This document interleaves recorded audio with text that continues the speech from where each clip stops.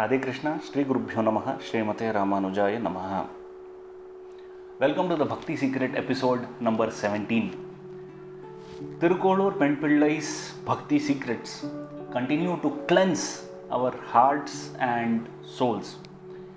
Can we ever think of comparing ourselves with the great attributes and the qualities of the saints or with the Lord Himself, as we saw in the last episode? Yet Penpillai dares to make such a comparison, and in that sense she sets the benchmark really high. As we see that Penpillai is capable of talking on diverse topics. The last 5 or 6 topics revolved around the lives of Azhwars, or the saints involved in the devotion of Lord Vishnu. Now she is turning her attention to our great epic Ramayana. So her Rahasya, or the Bhakti secret, is from Ramayana.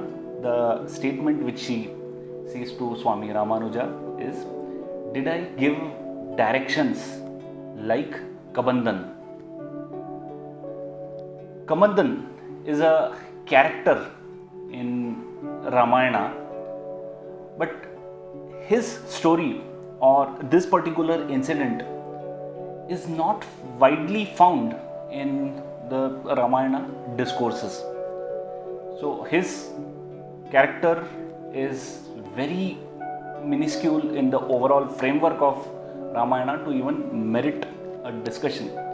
Yet Thirukkolur Penpillai focused her attention on such trivial details, and she could create a benchmark out of such a small incident. Says much about the wisdom, about the depth of the wisdom she possessed, and because of that we are able to enjoy this experience. Now, who was Kabandan?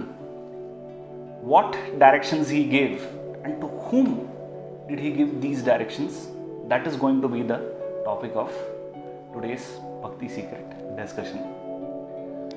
Now, this incident happens in the Aranya Kanda, or the forest section of Ramayana.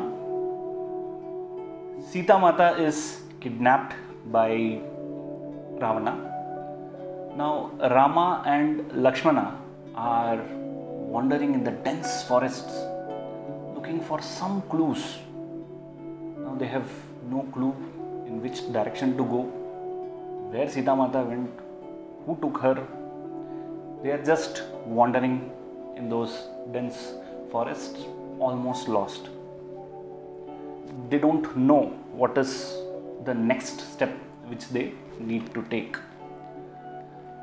So they have reached their saturation limits, they are already dejected, and to add to their dejection, something happens.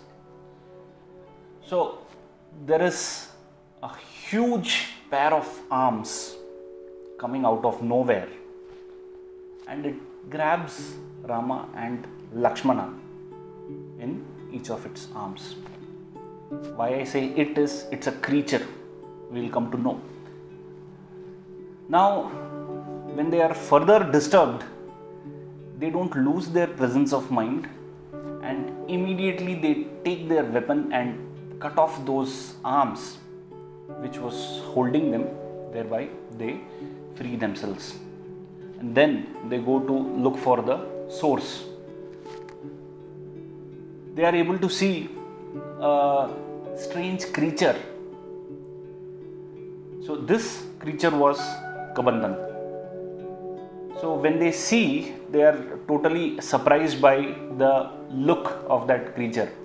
So it just has a chest and a navel portion, no legs and extended arms. It's a headless figure. In the chest there is some organ which represents an eye, that is one single eye, and in the navel there is another organ which represents a mouth.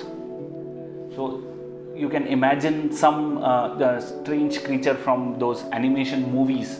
So that's this kind of creature called Kabandan. Now when Rama and Lakshmana approach Kabandan and ask who he is, he tells his history, that he was the son of a king and he was cursed by a rishi to be turned into a demon. Now this demon did a lot of penance, acquired powers, and in that pride and ego of acquiring those powers, challenged Indra to come to a fight. Now that fight was brutal and Indra managed to convert the demon into such a strange creature. He cut off the arms, the legs, and he made that demon into this kind of a creature with just a chest and a navel and some organs and extended arms. Now Kabandan realized his mistake. He prayed to Indra as to when he would be relieved of such a form which is not useful to anybody, to him or to anyone. At that time, Indra says that there is a reason why he was converted to such a form, and as years would pass, there would be a time when Rama and Lakshmana would be passing through these forests. At that time, he would be able to help Rama and Lakshmana in one of their missions, and for that his body should be killed and burnt by them. That is the way he would be relieved of the curse. That's how the story goes. So he was waiting and waiting for this opportunity, and the moment Rama and Lakshmana came, this creature was overjoyed that its curse would come to an end, and that's how this event unfolded. Now when Rama and Lakshmana heard this, they were overjoyed, because here was a creature who was telling them that it would help them in their search mission. So both the brothers found light at the end of the tunnel, and they did as the creature told them. So they killed the body of Kabanda, they burnt it, and from that evolved a human form. So this human form was Kabanda version 2.0, and he starts giving direction to Rama and Lakshmana. So he says that they should proceed in a particular direction to a place called Rishyamuha Parvat. Now in that Rishyamuha Parvat, they would find a person called Sugriva. So this Sugriva was chased away by his own brother Vali out of the kingdom of Kishkinda, and he is waiting there in that hillock called Rishyamuha Parvat. And as soon as Rama and Lakshmana go to that location and meet him, he would provide further directions. So this gave hope to Rama and Lakshmana, because there was some clue on what is the next step to be taken, which was not present some time back. And Kabandan also gives them the directions on how to reach that particular location. He also gives some interesting points, that as they pass through this route, there will be an ashram of a rishi called Mridanga Maharishi. Now in his ashram, there would be one old lady who is waiting to meet Rama and Lakshmana, and with that meeting she would attain salvation. So all this is being told by Kabandan. So that old woman was none other than Shabari, who offered those fruits to Rama and attained moksha or salvation. So all this is explained in great detail by Kabanda, and that really helps Rama and Lakshmana in their mission. So then they part ways, and Rama and Lakshmana go in the direction as advised by Kabanda. Then they meet Shabari.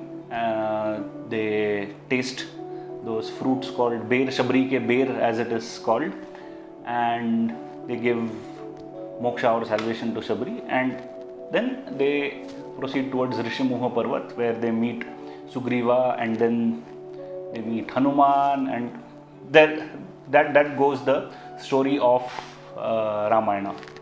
So this was the only incident about Kabanda which is mentioned in Ramayana, and nowhere in future does he make an appearance in this particular epic.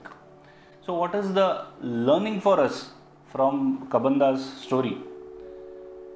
So first of all, if we see from Rama and Lakshmana's perspective, they were wandering in the forests when suddenly huge arms came and grabbed them.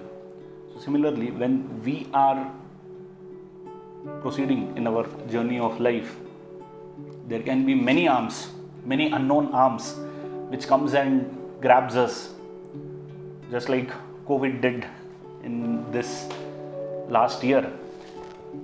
And there are many other incidents which happens in every individual's lives. So the point to ponder is, should we lament thinking about the situation, or should we fight that situation actively like Rama and Lakshmana did by cutting off the arms of Kabanda? The second point from the perspective of Kabandan is, he was waiting for the opportunity when he would be relieved of the curse. So that's another learning for us, to keep our eyes and ears open for opportunities and tap them at the right moment. But the way Kabandan did, there was a difference. In one arm he held Rama, the god, and in the other arm he held Lakshmana, the devotee, and went on carrying his duties. That ensured that he was liberated. So that's a message for us also. Continue doing your duties, keeping the Lord and his devotees in our mind. That will ensure that we reach a good state. And the greatness of Kabanda has to be mentioned here. If Rama is guiding our lives, is showing a path in our lives, Kabanda showed the paths, showed the way to Rama. So it's usually said that God is like a GPS.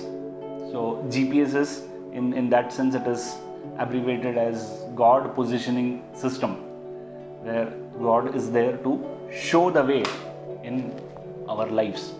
So here Kabandan acted as a GPS to Rama.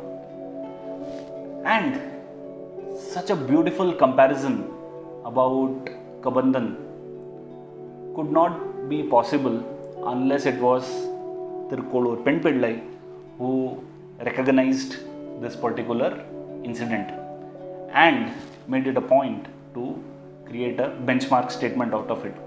So she tells Swami Ramanuja that, what great thing have I did like Kabanda. Kabanda showed the way to the God and the devotee. I have been in Thirukkolur for so long.